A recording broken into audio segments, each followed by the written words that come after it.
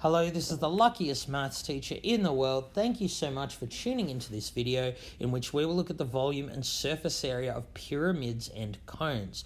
What makes these different from the prisms that we've looked at for the last few lessons is that these shapes taper off. Rather than, say, having a square at the bottom and the top, you can see that it tapers off, converges to a point. Similarly for a cone. A cone has a circle at the bottom, but it tapers off, unlike a cylinder. So it turns out the volume of a pyramid or cone is just a third AH. It's just the area of the base times the height divided by 3. And it was figured out a long time ago that each of these has a volume 1/3 of their respective prisms.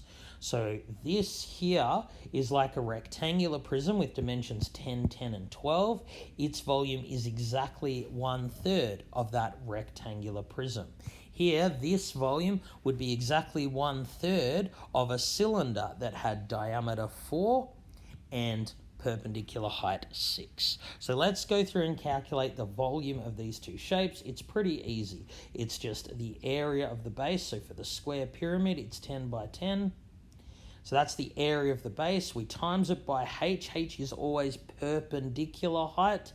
And then we divide it by 3. So we get 400 meters cubed in this case. So this could hold 400,000 liters of water. For this shape here, it is the area of the base. The area of the base is pi times radius squared, not diameter squared, and then multiplied by perpendicular height. But once again, you must divide it by 3. So putting that on our calculator, we get about 25.13 meters cubed. All right, that's all well and good for the volume. Now we'll look at the surface area. So I'm going to rub out these calculations. Please pause and copy down if you need.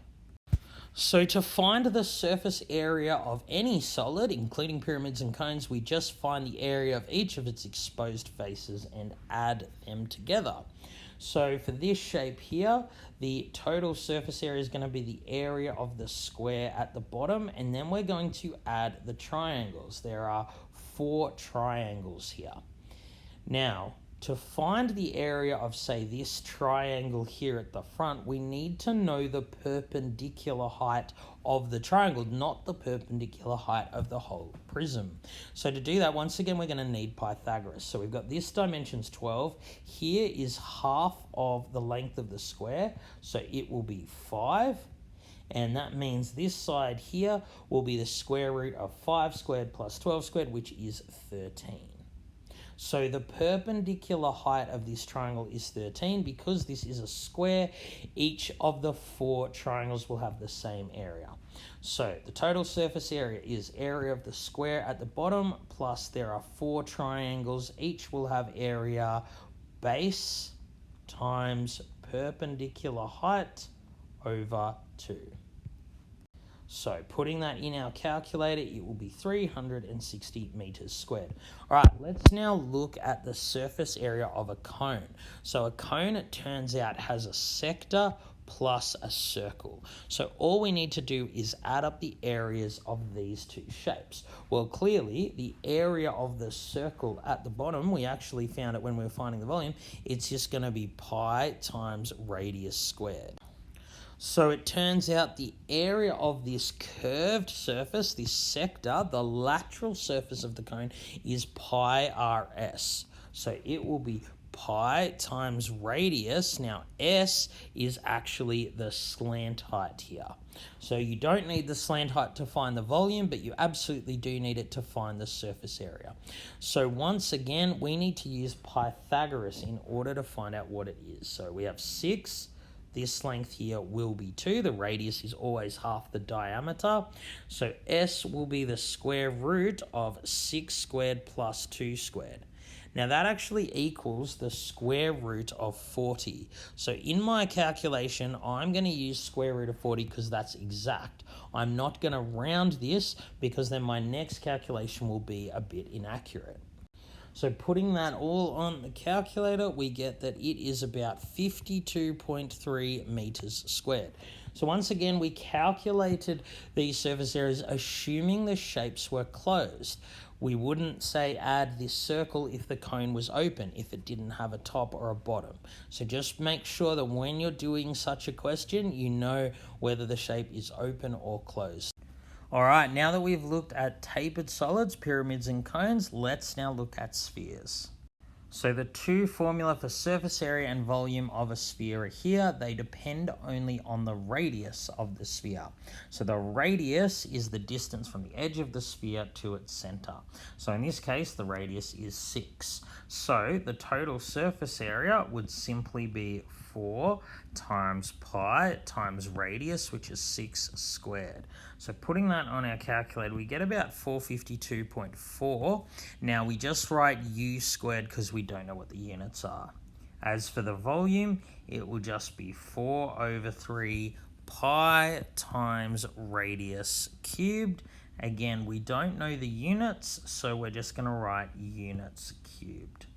All right, that's all there is to that. Now let's look at an example where we're finding the radius when we know either the volume or surface area.